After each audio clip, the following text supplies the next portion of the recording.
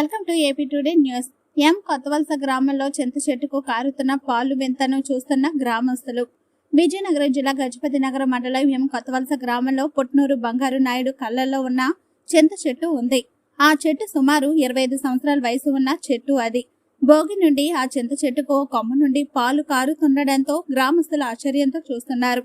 పాలు రూపంలో ఉన్న ద్రవం కొన్ని గంటల తర్వాత నీరు రూపంలో మారుతుండడంతో గ్రామస్తుల ద్రవాన్ని రుచి చూడగా అది కషాయం వలె ఉందని అంటున్నారు. ఆ చింత చెట్టుకు రోజుకు 5 లీటర్ల వరకు పాలు కారడంతో ఎక్కడా లేని వింతగా గ్రామస్తులే కాకుండా చుట్టుపక్కల ప్రాంతాల నుండి ప్రజలు ఆ వింతను చూడడానికి తరలి వస్తున్నారు. బ్రహ్మంగారు కాలజ్ఞానంలో చెప్పిన ప్రకారం చింత చెట్టుకు పాలు కారడం వింతగా భావిస్తున్నారు కొత్తవలస గ్రామ ప్రజలు.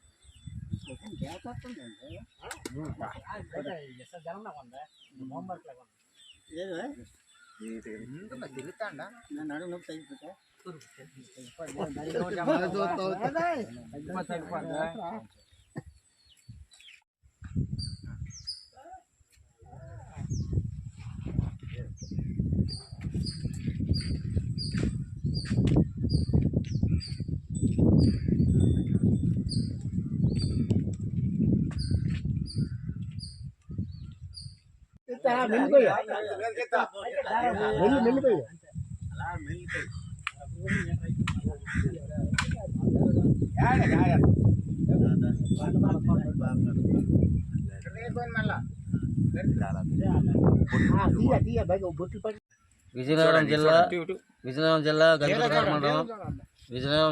గజపతి నగర మండలం కొత్తవలస గ్రామంలో నేను ఒక మురళీ శర్మ గ్రామ పురోహితుడిని. ఈ పుట్నూరు కృష్ణారావు కాలంలో చింత చెట్టు ఉండడం వల్ల దీనికి ప్రతిరోజు పాలు కారుతున్నాయి.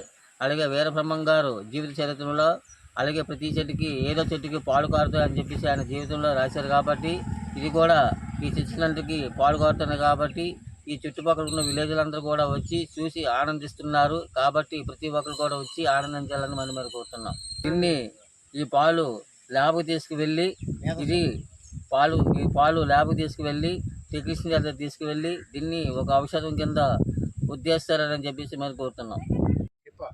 గజపతినగరం మండలం కొత్తవలస గ్రామం చించెట్టి ఉన్న ఈ గ్రామంలో ఉన్నాం. కాబట్టి ఈ గ్రామంలో చుట్టుపక్కల గ్రామాలకు వాట్సాప్గా తెలిసేయడం కూడా జరిగింది.